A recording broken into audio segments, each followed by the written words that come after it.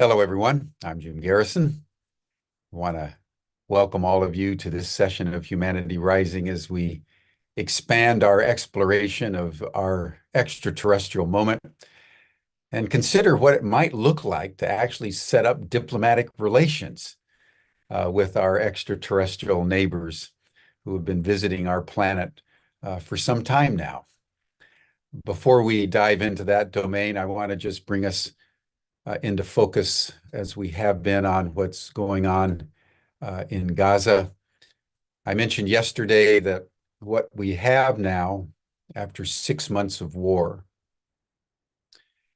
is the irresistible force of international condemnation of genocide in Gaza, reinforced now by a UN Security Council resolution passed yesterday calling for an immediate ceasefire and a cessation of hostilities in Palestine. And in response, the Israelis have exemplified the immovable object. You know, what happens when the irresistible force meets the immovable object? And rather than engage in a ceasefire or engage in any diminution of hostilities, the Israelis have actually increased their bombings of Gaza, their mass arrests in the West Bank and more shootings and killings in the West Bank, their attacks in southern Lebanon against Hezbollah, their attacks against hospitals in Gaza, and most urgently and importantly, a refusal to allow any further humanitarian relief shipments by UNRWA, the UN Agency for the Welfare of Refugees in Palestine, into Gaza at all. So in response to the international consensus now, including even the United States government, which abstained in the resolution about stopping the genocide, the Israelis are escalating the genocide. And that is putting the entire world community at a nexus point, which is hard to predict how it will unfold or turn out. But we need to all hold that region in our awareness and in our conscious capacity at this time of deepening suffering and mass starvation, including and most importantly, the mothers that are giving birth every day in Gaza, but without hospital support, without any medications, sometimes giving birth in the rubble, unable to feed their own young because they don't have enough food intake to create breast milk. What does one do in that kind of a situation with a country that not only refuses to stop, but is escalating the genocidal policies? It's an extraordinary moment in human history, in modern history, where a genocide is happening on live TV by a country that of all countries and all peoples should have repented of genocide, given what they went through at the hands of the Nazis 80 years ago in the 1930s and 1940s, is transacting it again before the entire world. It's hard to even rationalize or hold these levels of contradictions in our minds, in our hearts, but hold them we must. And so we at Humanity Rising, day by day, are just holding what's happening in Palestine. So thank you, everyone, for your participation. Thank you for your capacity at this moment to just love unconditionally those who are in suffering and those who are perpetrating the great crime. That's what love does. It holds all in a single container of compassion. We want to now turn to our extraterrestrial moment, that moment which will be recorded in the annals of human history when the human race, for the first time, as a result of legislation enacted last December by the government of the United States, stating for the first time categorically that extraterrestrials are not only real, but there's evidence of contact and communication, and that evidence will be forthcoming as it's turned over by government agencies and contracting corporations to the National Archives of the Library of Congress of the United States for dissemination into the public domain. And that process has already started in the month of February, on the 28th of February, actually. The first bit of data began to be turned over to the National Archive. So working out the implications of extraterrestrial contact, working out how we can apply pressure on governments around the world, parliaments around the world, civic organizations around the world, religious organizations around the world, to now take seriously that we are not alone and that extraterrestrial intelligences are here. And we need now not only to take that in, but to start to fathom a way to establish diplomatic contact. In our training program, we're preparing people for personal contact. But we have a gentleman with us today, Sylvain Rochon, who has been the co-founder of the Alliance for Extraterrestrial Diplomatic Contact. And over the last number of years has been thinking through and actually preparing for an embassy that will actually be physically built to formalize diplomatic relations with our extraterrestrial visitors and neighbors. Sylvain Rochon is an educator. He's a serial entrepreneur. He is also involved with the National Law University in India and is a professional futurist. And it's within the context of his futuristic orientation that he's taken a unique form of leadership, unprecedented actually in the history of our kind. We're used to establishing diplomatic relationships with each other. And Sylvain has been establishing diplomatic relationships with the cosmos. So, Sylvain, I really want to thank you. He's one of the more interesting people that I've met since I joined the New Paradigm Institute as the director of their Washington office. And I've invited him on. Sylvain will also be preparing a course on ET diplomatic relations for our training program between the New Paradigm Institute and Ubiquity University, which will be coming up later on in the year.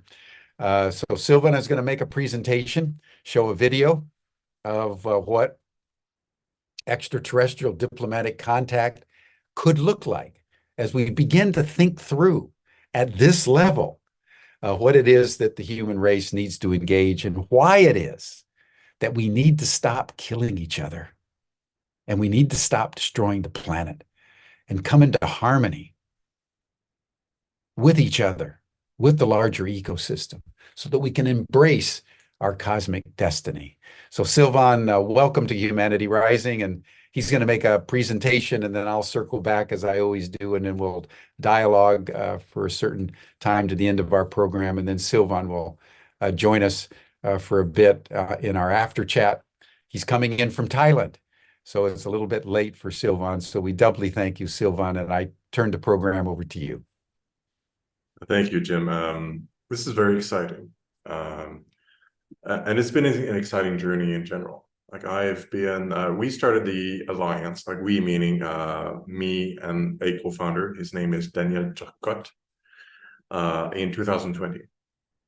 And we've been involved with the idea, me and him and many others, we've been involved with the idea of an ET embassy for many, many years, because we happen to be members of the International Aurelian Movement. And Danielle has been preoccupied with the ET embassy project within that organization for 10 years prior. And I'm just a member kind of doing stuff. And in 2020, so it was like a project that was like centered inside a small organization that's been going on for many, many years, but encapsulated and not really doing anything with the public. So in 2020, I contacted him.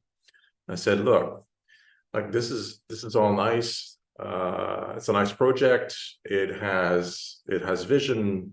It's really interesting, but it has to be brought to the public in some way.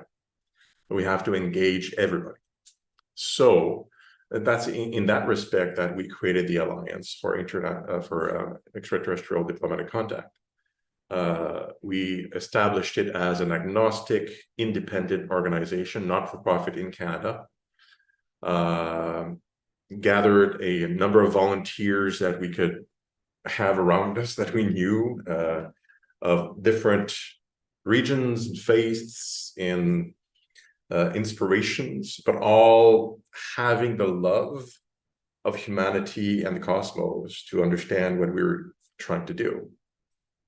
So just a small team of people, and we set out a plan to engage multiple organizations to pull the resources to make the embassy actually happen with everybody, like to make it a people's program, if you would. So we had a first few, like a handful of organizations that raised their hands, like, yeah, great, that's a great idea. That included the International Aurelian Movement proper, which was really cool. And a few others, like the Buddhist temple, and we had a paranormal research organization, for example, and a few others that were initial a grouping of organizations that decided, okay, let's create a network, right? And pooling the resources. So we're able to pull resources from these initial organizations into a network. And the alliance became the nexus of all these organizations with a sole purpose. The alliance has a sole purpose, which is the construction of the embassy itself, and all that needs to happen around this, right? And it needs to be this is a serious project. It needs to be an actual embassy that is functional according to international law, not just a building in some field somewhere. That's easy. Anybody can find someone that is excited, have a piece of land and build a building and call it an embassy. That's the easy part. There's a number of embassies that are exactly like that around the planet. You can find them on the internet and otherwise. No, what needed to happen, and I'll explain why, is an actual embassy that follows the rules of the Vienna Convention and that is on extraterritorial land given by a nation according to the rules of the Vienna Convention for diplomatic relations. That's the document that all the nations follow for diplomatic missions and all the rules surrounding embassies, diplomatic immunity, diplomats, all that stuff.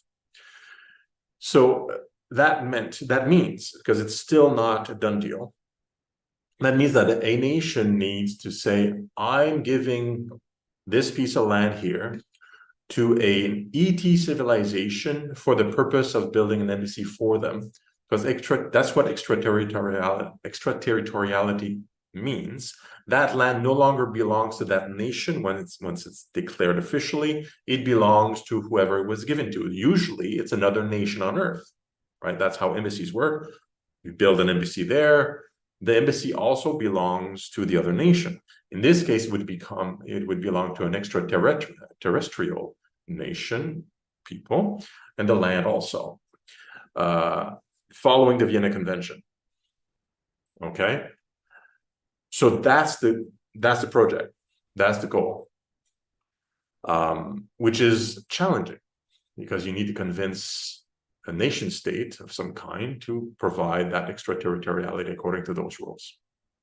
Okay, you also need to build a plan and do all that stuff that is surrounding the construction of such a project and make it appealing to a nation. And the approach we took was twofold. One is the diplomatic approach, so contact nations with a program that they would find acceptable at their level of understanding, and that would also be accepted at a nominal level or with the people, because they have to convince their people this is a great idea, right? They have to convince other people that may not be as open-minded or as excited about such prospects. So we built essentially the documents, which is something that we can share liberally. It is a document that essentially talks about building a nexus of tourism. It's an economic program for the nations. So it says, in, like, if I can summarize, it says, if you agree to this project, then it's going to be the first official ET embassy on the planet.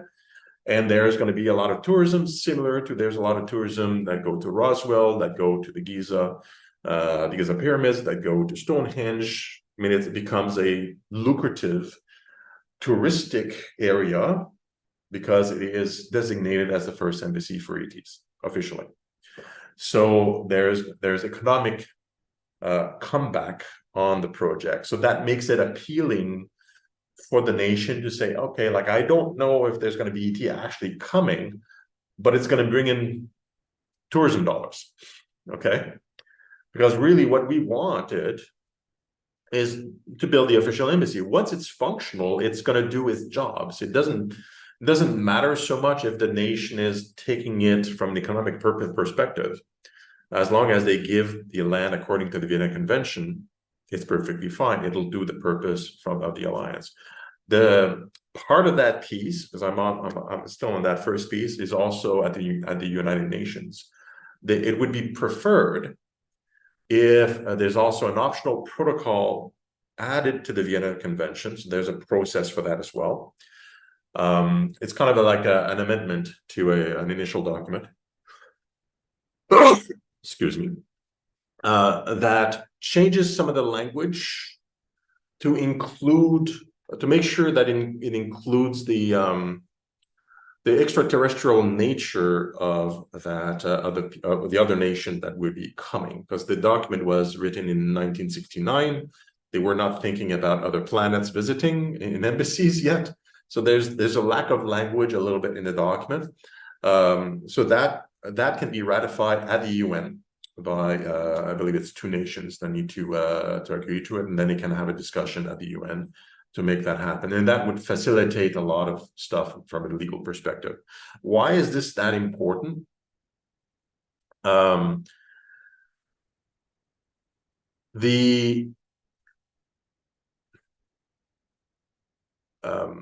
was I going with this?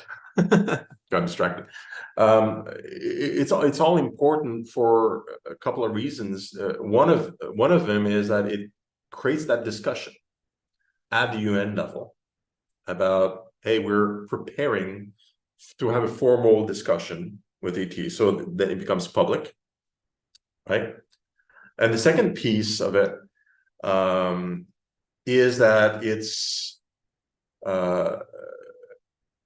a way to create a further discussions and activities surrounding ET contact and preparedness. Like, a lot of activities can go on about it. So there's that. It would have a ripple effect. Now, the alliance has a second branch. Like that first branch, that's led by Daniel Turcotte. He's the president. He's my partner. Okay.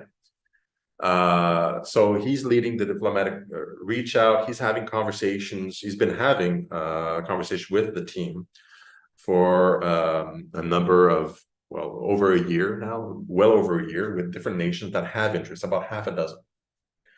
And there's been more frequent meetings and under disclosure, so we can't reveal which nations or anything like that. But it's moving forward, and they can move forward on their own pace to make an announcement. Okay. And I'm reading the questions as I go. I'll get to all of them perhaps as we go.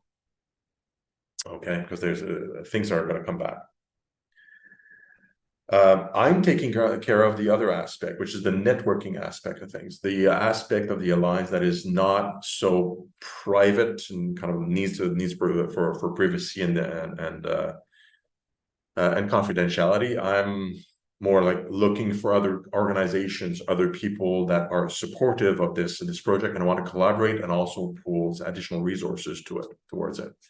So that's why I'm here talking, and not Danielle, for example. And I lead a team of about 50 volunteers currently from all over the planet that are reaching out, trying to inform people about what we're doing, what we're about, and getting the word out. Right, and then right now we have 25 organizations plus more coming that are officially supporting the project and the alliance. And that those represents about 2 million people in total that are in support. And that in turn gives Danielle's team, who's talking to diplomats and politicians, ammunition as to the credence of the organization and what we're trying to do, because there are numbers associated with it. Okay. So the volunteers are a very varied group. The organizations are predominantly agnostic, you have Catholic, Buddhist, and you also have the Iranian movement in there, which represents about less than 1%. Sorry, no, about 3% of the total supporters. So it is indeed a humanity project, and that's what made me really excited. It's meant to be something that we need to do as humanity, not as a single group, but as all people.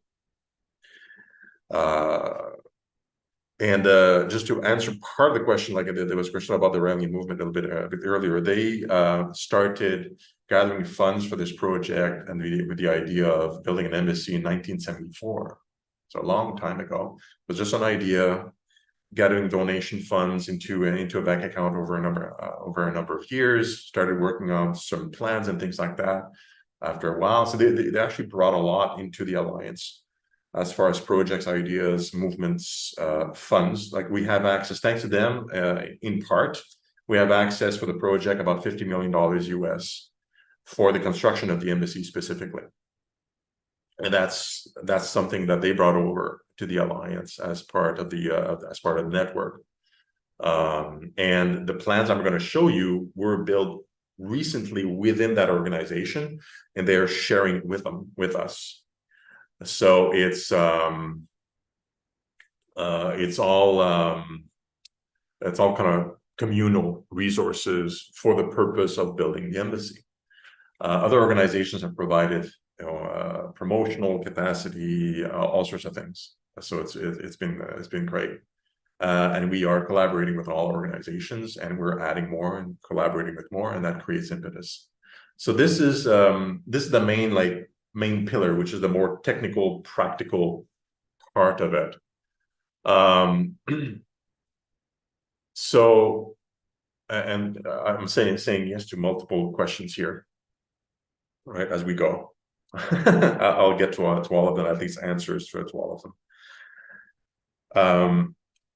As we work the practical aspects, which is the core focus of the alliance, most organizations that are supportive are not working in the diplomatic space. They are working in one of the two other pillars primarily, which are what I call it disclosure, what Jim was referring to as far as disclosure of information. What do we know? Revealing to the public, things that are that happened in the past. How much contact did are we making, and things like that. And the third pillar is the what I call the love pillar. And that is, to me, the most important part, because everything that we're doing, like the embassy itself, the construction of the embassy, that's something that we humans need so that we don't create problems with each other. It's not something that ETs that are able to travel the stars come here, or travel dimensions and come here and now need. They don't need a building. If they want to communicate with the whole planet, if they want to communicate with leaders, they can do that at any time. And there's a lot of evidence that there's been a number of official or more secretive, but semi-official contacts for a long time. And if I base myself on some of my volunteers and the people I'm talking with that call themselves channels, the project is loved by the ET community. The approach is well liked, and really we're moving towards getting humanity into the right mindset to facilitate that first contact.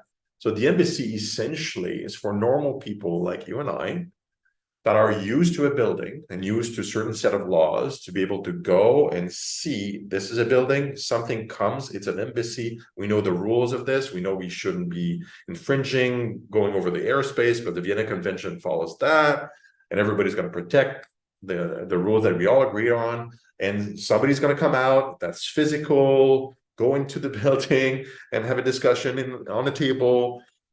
People, this is something that we all understand. Everybody on Earth gets it, because that's how we operate as humanity.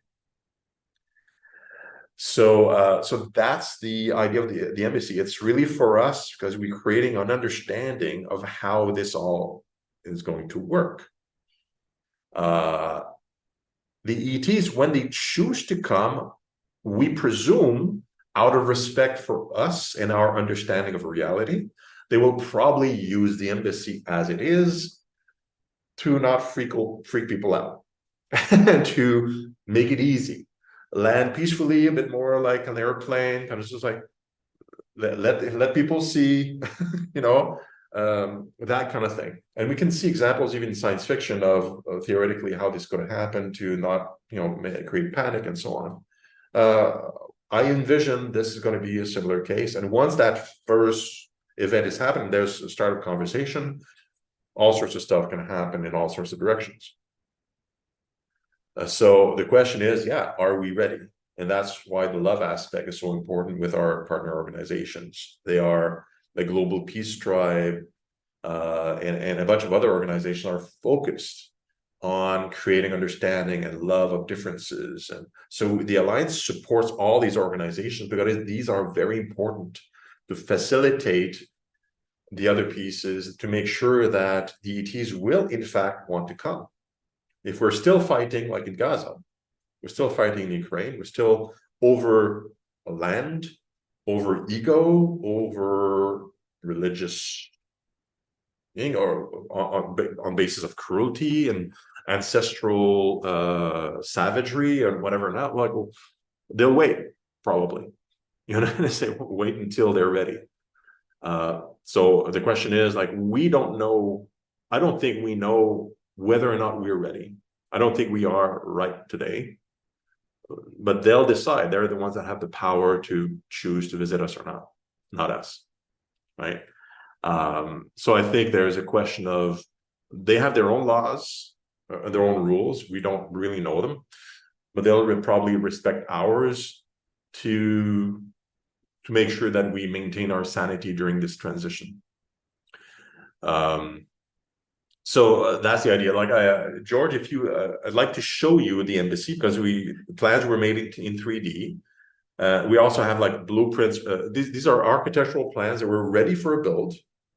We are like, once we have extraterritoriality approval, we can provide the funds and the plans of the embassy to the country, and it can be built according to the blueprints that are approved by a team of architects. The funds should be sufficient to make the building, and then developers, because it's obviously a tourism project for the nations, they'll jump in, build condos, and build infrastructure around the embassy, which is also needed for a project like this. And it becomes a real embassy with its surrounding village of services, right, for tourism, but also for a functioning embassy. So let's show the video of the blueprints, the 3D. Thank you, George. Sylvain, if you can turn off your video, otherwise it shows up on top of the video. Thank you.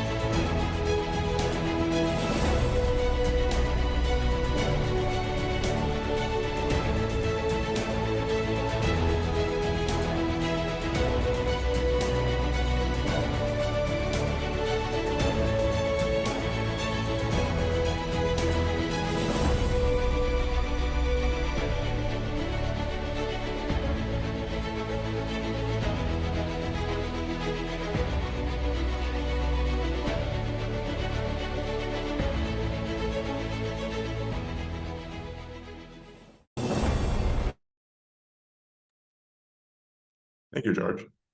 So to answer some of the some of the questions, everything about this embassy is built for two sets of people. One is for DET, so there's a plan for airlocks around the living areas where where there's a donut. This is all the living areas. There are 13 quarters around it, and there's a dining room that is a little bit in the back, and it's also inside that airlock area.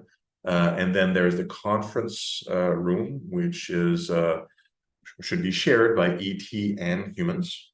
And then there's an entrance area, basically. So and it's all in the blueprints. It's all functional materials chosen, all that stuff. Like our architect that we have also in the Alliance as a volunteer, he created a nice video that describes some of the decisions around that. And there's a lot of questions, and there were some of the questions like around colors and things like those may change, right? Some of the more aesthetic elements. The swimming pool is meant for the guests to answer the swimming pool question, and not for humans to just dive in. And you can't really see this here, but part of the design is to provide highly private facilities. So it's 490 hectares. So essentially, it's, if you make a box, it's 4 square kilometers in total. So, and a wall around it and nature. So there's a lot of space. So the extraterritoriality also goes up for the land. So you're not allowed to fly over with drones or anything. It should allow privacy for whoever goes out and goes for a swim outside of the building.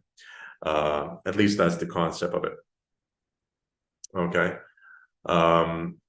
It will be built where in the land designated by the nation that chooses to provide the extraterritoriality necessary to give it to an ET civilization, formally, according to the Vienna Convention document. So that's how it works. I want to circle back quickly to is it designed with sacred geometry? I am unsure of that detail. There was very specific measurements involved, because much of the design came from the International Raelian movement, which was approved by Rael, who's under certain terms as a channeler, like in contact, right? And that was approved. So that's all I know. Like, I'm not a contactee. I've never seen an ET. I've never seen a UFO. I'm more of an intellectual that that loves the concept and wants to see humanity fly, right? So I've been in contact with a lot of people that are in contact and channels that provide information. This plan and the funds have been provided by the IRM. And therefore, the decisions around some of the design have been organized based on the conversations with ETs and the human architects that made some of the decisions. And since they're providing the funds for it, we've appropriated with their permission, of course, and the plans, and they're with us as supporters, as members of the alliance. So that's kind of the gist of why the decisions have occurred. It's another organization that's been at it for quite a while and have been pondering and thinking things through for a long time.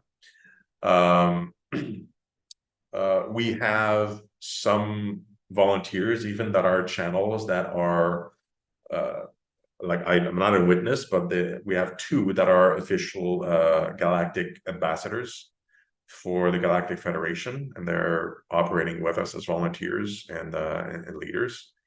And I approach these concepts with skepticism because I'm not. I just know they're excellent people. I believe that their heart is true. I believe what they see is what they see, and who they are is who they are. And I just work with that. So I have no proof of the existence of a Galactic Federation, although I've heard that a lot from a lot of credible people that I trust that are channeled.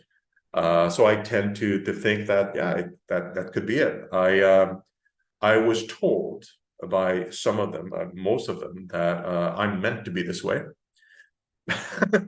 for practical reasons to advance this project. Somebody needs to be the scientific person that doesn't have the experiences, that just does it out of logic and love, and that may be true. One of the pillars that is all important is something I know Jim cares about, is the disclosure project. That helps with our project, with the Actual Embassy project, because the more there's discussions around ETs and UFOs, the better. The love concept, we talked about how important it is for even having this official visitation.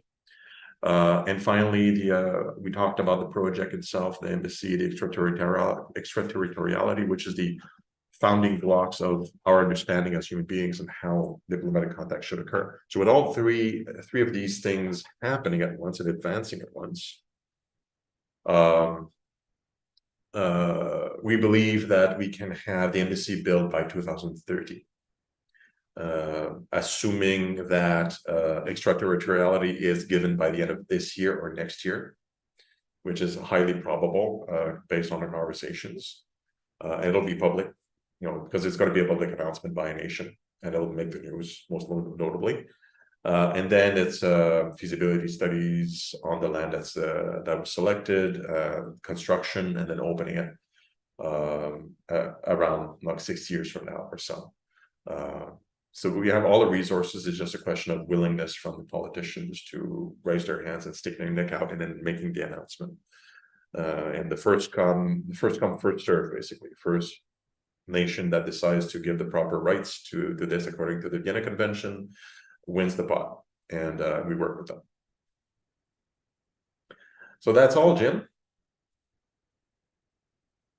I'm not sure if I missed some questions or not, but indigenous, yes, we are actually in contact with indigenous groups to a certain extent. They've been warm and cold, depending on the groups, because there's a strong history with ETs in the among the indigenous people, visitations from the place, people that came from the sky, creators, and so on.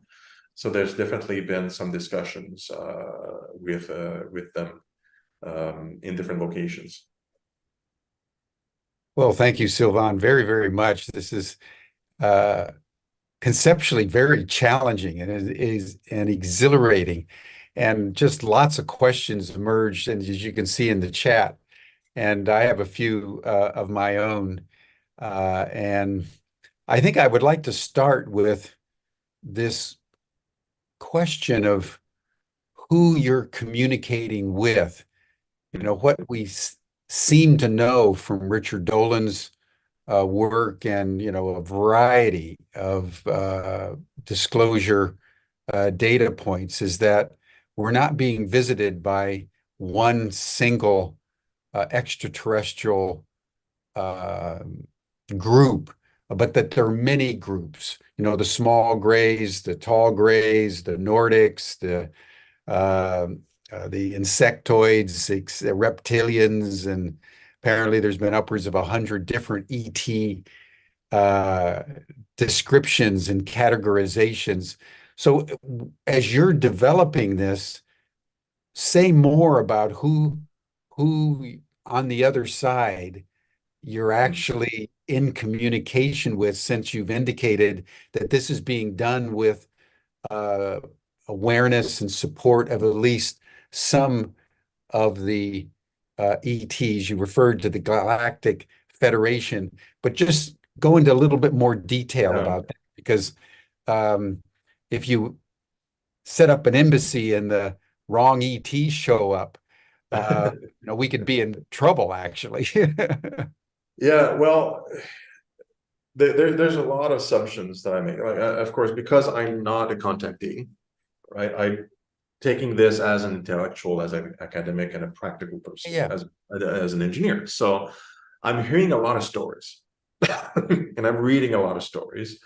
To me, these are stories. It's mostly circumstantial evidence and information. There are a lot of guiding lines. There's a lot of consistencies, and there's some really interesting discussions. Like I'm going to give you an example. One of our leaders, she had an experience with somebody called Commander Ashtar, who's I don't know which race, I forget, because there's a lot of them. And she was kind of knighted in some way and became an ambassador on Earth. She told me that story. She experienced that a few years ago. So she tells me certain things as we work and, you know, as we operate. And she leads our production team. Like that's what she does as a volunteer, but she's there. And recently we met another person in Australia that also is a channel. And we had a meeting, and she told me, she was knighted as an ambassador on Earth by the Galactic Federation, and she didn't mention who. So I said, well, that's really interesting, because that means I know too. Right?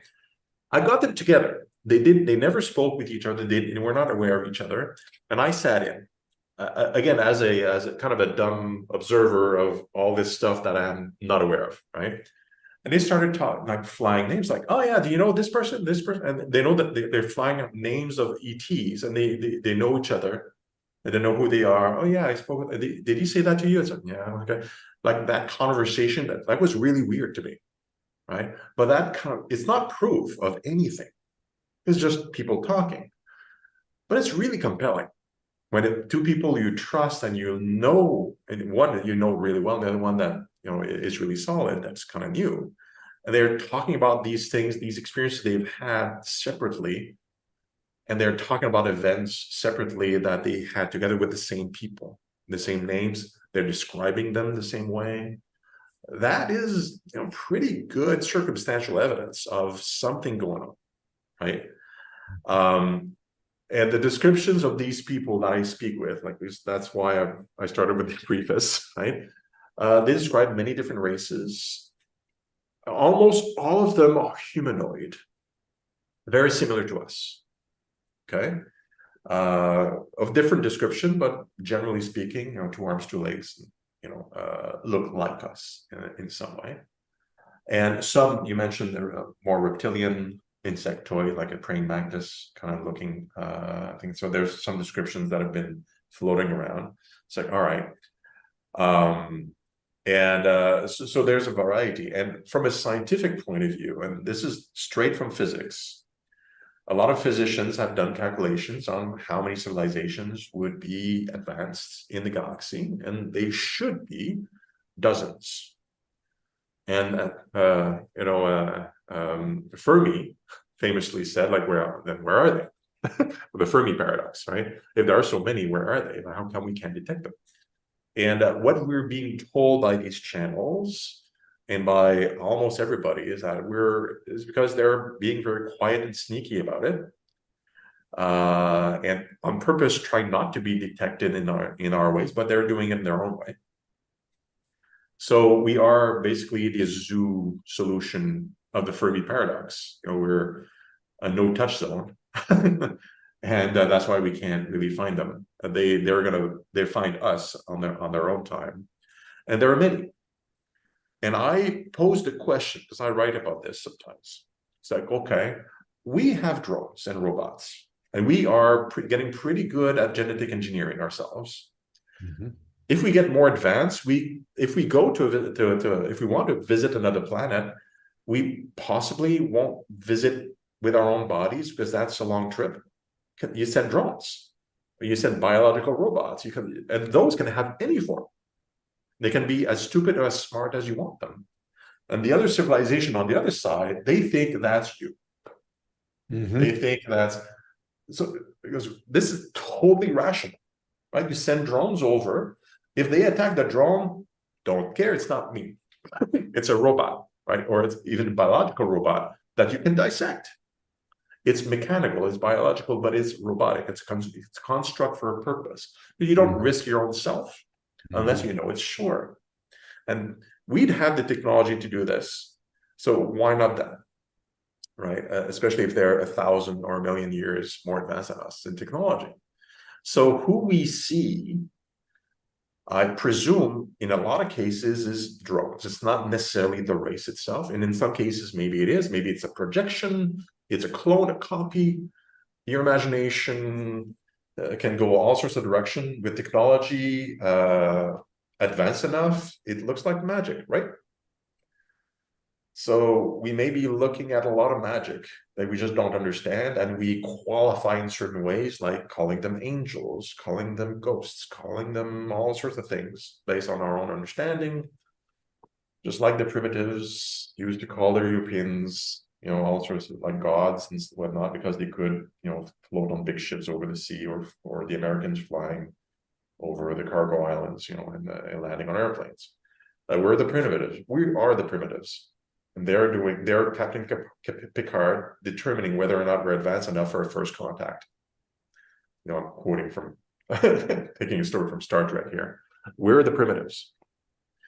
That's what we have to keep in mind. And we're deciding whether or not we're ready and trying to figure out how we're going to be ready and prepared with ourselves to avoid conflict between each other. That's what we're actually doing. And that the embassy, in part, is not needed for them. We need it for ourselves. And the love element is us building the embassy inside our hearts. to understand that we are not alone, but that's just a start. Better is to say that we are all the same everywhere in the universe. We're all consciousness. Nobody's superior or inferior to anybody, or even creatures. And that's an understanding we should be developing here, right? So that everybody is different, everything is different, and everything at the same time is the same. We're all pieces of stars and galaxies in the universe, every one of us. And that's the kind of wisdom I think we need to develop for first contact. Yeah, I think that's very well put, Sylvain. It's taking in all of the arrogance of our technical power that we are the primitives here. And just like, when you go into the forest and you see a little bug, you think, oh, well, what do I do with this little bug? Do I squish it? Do I put it in a little container and put it in a zoo? Do I put a pin through its back and, show it to my friends for scientific research? I mean, it's a very salutary exercise to realize that we are the primitives here, and they are the controlling function. And whatever we think we want them to do doesn't mean that they're going to do it because they're so far advanced than we are. They're going to measure us and take their time to do so according to their time frame. I think that's very insightful. And I think, secondly, we're not dealing with the ETs, just like we would send probes to the next planets that just sort of check things out. They've probably done exactly the same thing, which is one of the reasons why the small grays, the classic Spielberg ET, seems so kind of genderless and emotionless and kind of flat, because that's by design. So it'd be very, very interesting to see how this plays out. Now, Astrid Stallberg was asking the question how they communicate in what language, and presumably your experience and those of the channelers and contactees with whom you've been dealing with, it's all through mental telepathy, right? Yeah, or something described as such. It seems to be like feelings, visions, and kind of just described as download of data sometimes, or information. There's often a conversation. I wouldn't call it conversation, more like being told and then kind of a response. I'm not sure if there's really a lot of dialogue going on. But I've seen a couple examples of people, as I spoke with multiple, that are started speaking like unintelligibly a certain language. So I was told there was a certain word, I don't remember it, but it was another language, like an AT language that was spoken, and I didn't understand a thing. So there's probably different things going on there. I'm unsure.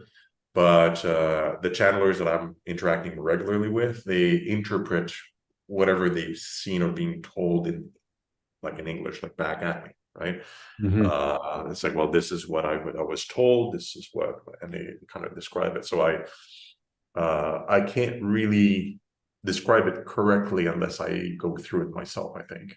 But it seems to be pretty direct. Well, I wanted now just turn to a very interesting phrase where you said that we need to build the embassy inside our hearts. Because I think that's a beautiful, poetic way of putting, what we at the New Paradigm Institute and through our training program and ET studies with Ubiquity University and our Citizens for Disclosure groups that we're launching in various parts of the world, et cetera. We're all trying, I think, in our own very different ways to begin to create a intellectual and emotional space inside each of us, sort of an ET category. So we begin to kind of take in a similar way. I've used the analogy that when Europeans first discovered the Western Hemisphere, They had to take in first that the world wasn't flat, it was round. And secondly, off to the across the Atlantic Ocean, there was this huge landmass. And so part of the revolution of Columbus discovering the new world and Copernicus realizing that the Earth was not the center of the universe was a radical revolutionary expansion of the capacity of the psyche just to hold new information. And that required a lot of work. Yeah. And we know from the stories of even Christopher Columbus sailing in the three little boats that he had that his sailors were terrified that they were going to fall off. They were going to go so far to the west that they were actually going to fall off.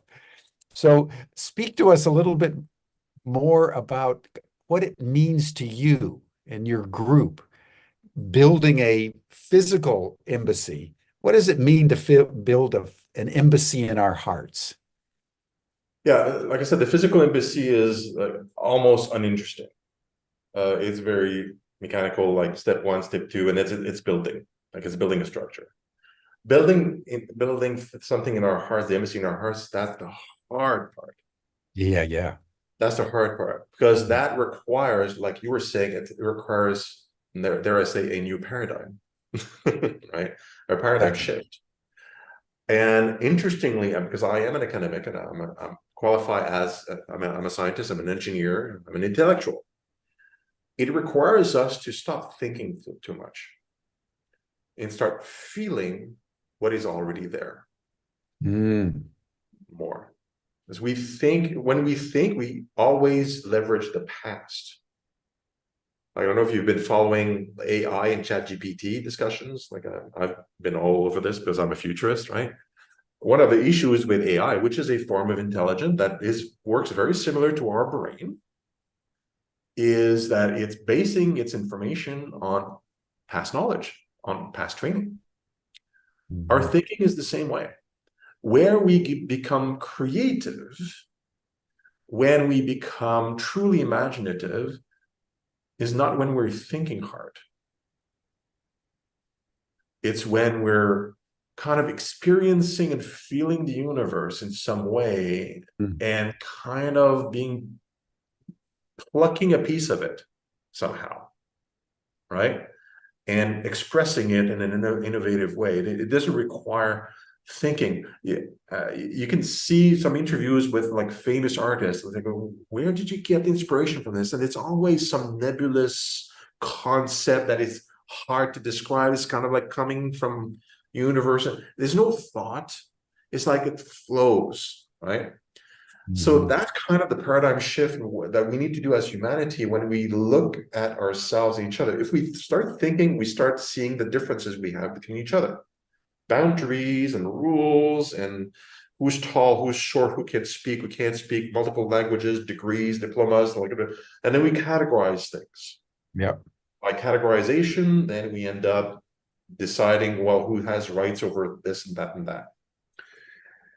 Ultimately, I like to take an image from a famous book, which I really love, which is The Hitchhiker's Guide to the Galaxy. of all books. Many of you probably have read this book. It is comedy, but it has bits of wisdom in there that I find fascinating.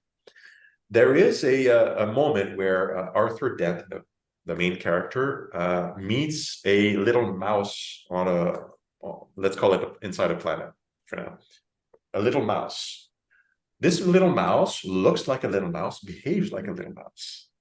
But in fact, it is an extra-dimensional being that in the third dimension, one can only see the small part of it that looks like a mouse. The rest of it is invisible. It's in an extra-dimensional, so it's imperceivable. And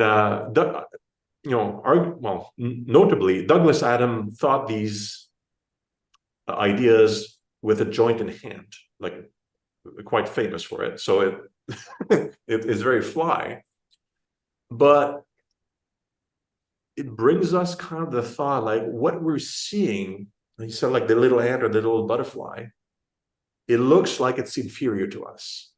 It's not smart. It does kind of go about. Is it? Yeah. Is it? We don't know. There's a lot of things we don't know. We must respect the butterfly. We must respect the mouse because it could be much more important than we thought. And that's what I meant by being kind of think of ourselves as an ecosystem, as part of the universe. We're all part of the universe. We have a piece of it. We're part of it. And we can't just decide with our head like who has each right or whatnot. So yes, we are the primitives on planet Earth. The ETs presumably are wiser than we are. They've advanced enough to not blow themselves up as they gain the technology to blow solar systems entirely, right? Are they superior to us because they're more advanced and wiser? No. No. Just like the tree is not inferior to us either. The tree is able to, some trees have 20 senses. Imagine that. That's superior to us, isn't it? On the sensing front. They don't have a brain. Their whole body is a nervous system. It's much bigger than ours. It just functions differently. It looks differently. Is it superior or inferior to us? The AI we are creating that's starting to be able to reason, things like that, and maybe gain some consciousness, is that just a machine, or eventually is that more of a partner and a coexisting symbiotic being, a race of intelligences that we happen to have created? These are all great questions that intellectuals like me think about all the time. But for everybody, what we have to think about is all these things that I mentioned that have some measure of interaction with the universe, so they have some measure of consciousness or intelligence. They are the same as us. They're made of the same atoms, the atoms of stars. And if we feel that,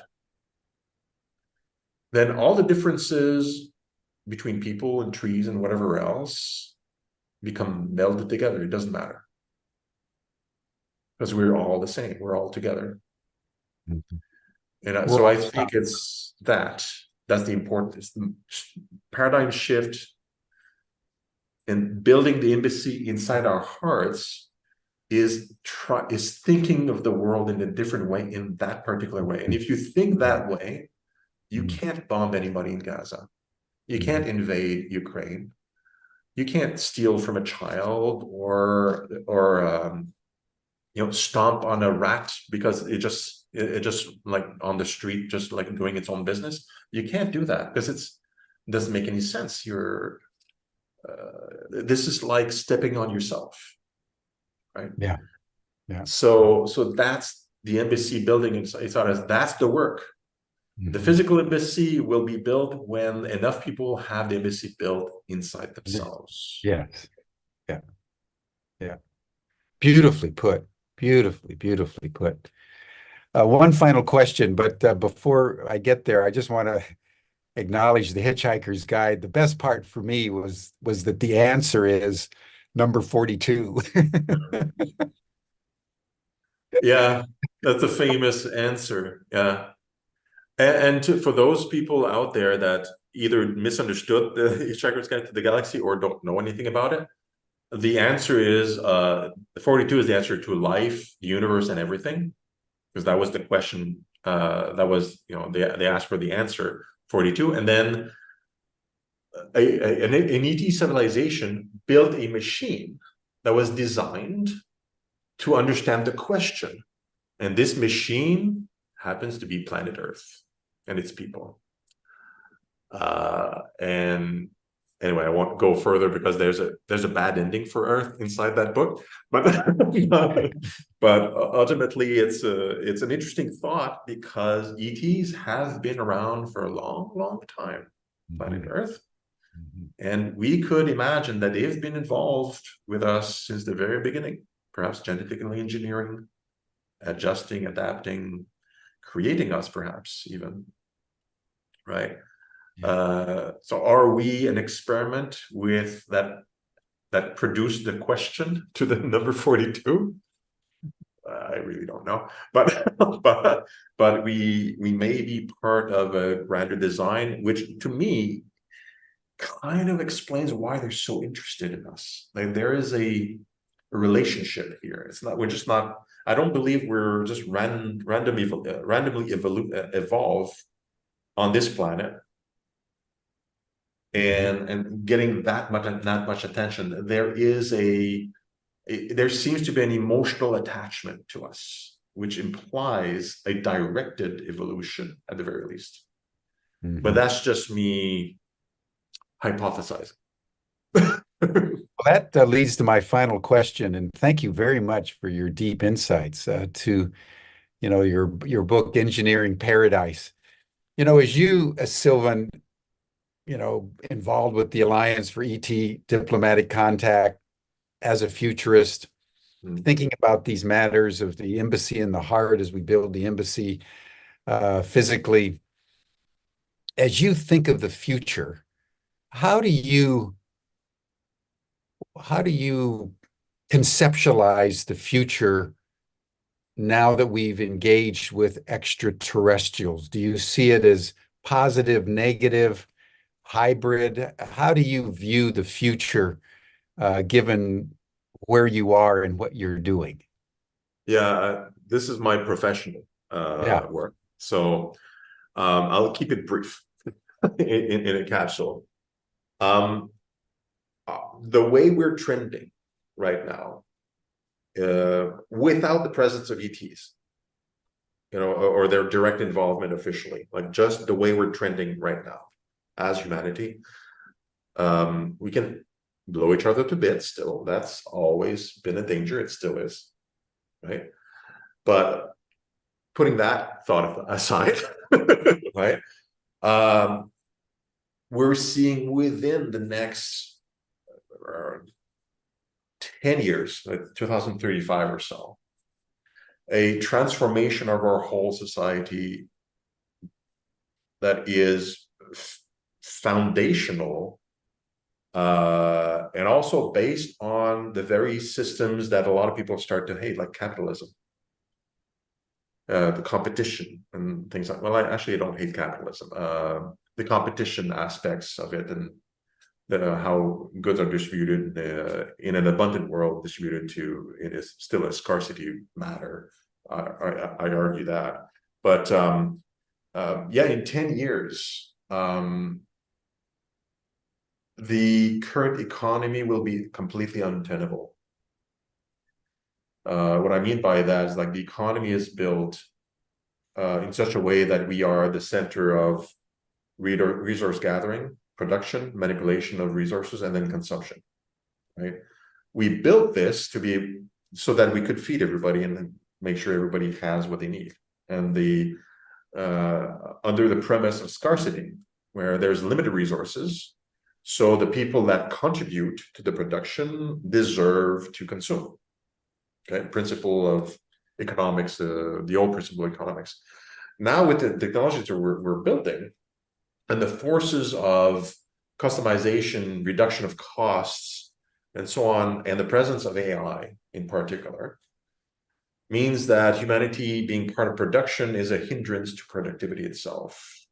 It's starting to see this way, and it's going to happen pretty quick. And because of the forces of the consumer wanting things cheaper and better, will force the improvements of AI and automated technologies to be more productive, pushing us out of that productivity cycle of the economy, that part of the economy, and also the management of and distribution of goods. Companies have the same drive. They want to provide that, and to do that, they need to be hyper productive. And within the next few years, human beings, part of productivity inside companies, will be counterproductive.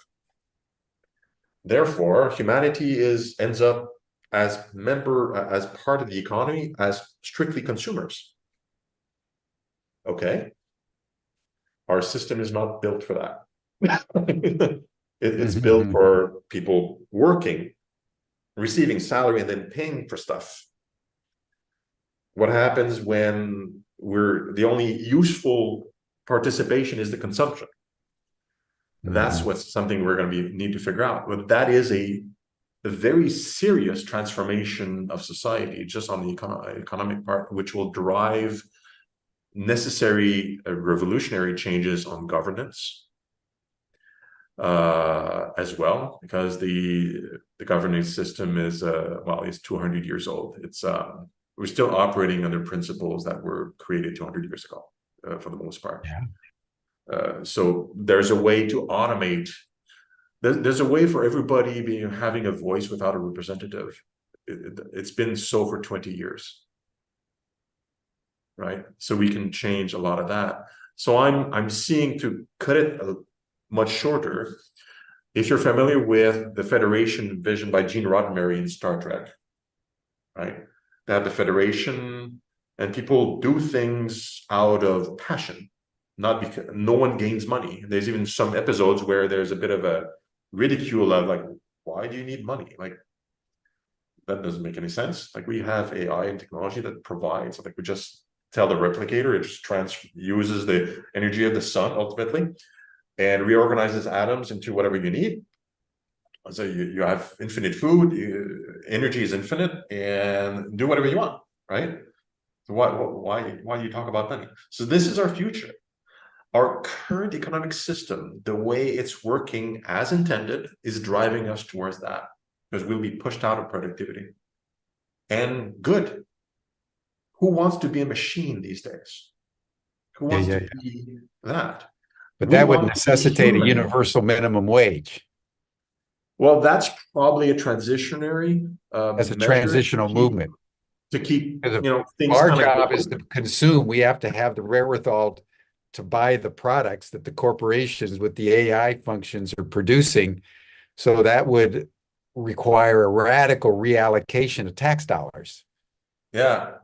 So there's a transitional elements that are being discussed in Canada, in my country, quite seriously right now, in fact, because they're seeing they need to maintain the cycle of the economy, and that's a way to do it in a transition. So the vision of the future, if we prepare ourselves and not being a victim of our own inaction, we can build a society that was envisioned many years ago, which would be like called sometimes by a leisure economy.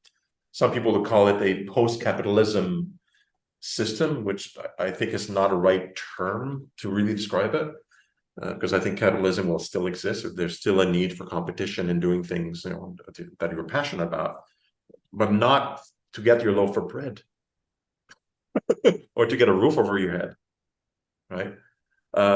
So I'm seeing this, and if ETs come, it's just going to accelerate things quite a lot, because nothing accelerates mindsets as a traumatic moment, like realizing, oh my gosh, indeed, we are not alone. And look at how they're living. I want to live like them. Not like my crap life that I'm living here. Like, how are they living? What, they don't work? What do you mean? What do they do there all the day? Oh, they're doing that and it works? Oh my gosh. Okay. Like, that would be very transformative.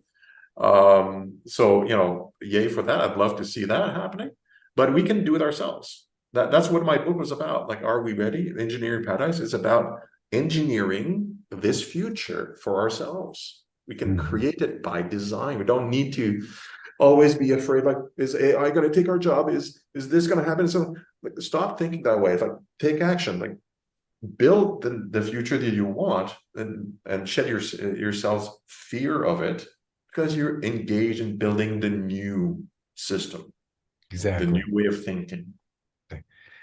Well, thank you so much. This has been an intellectually exhilarating conversation and presentation, Sylvain. I'm very, very appreciative and grateful for this. I think we'll bring it to a close now. I know it's late in Thailand, where you are, and we want to get the after chat going so you can spend at least a few minutes with some of our audience. So that'll do it for us for today, everyone. Sylvain Rochon, the Alliance for extraterrestrial diplomatic contact. What a concept. What a concept. What a concept.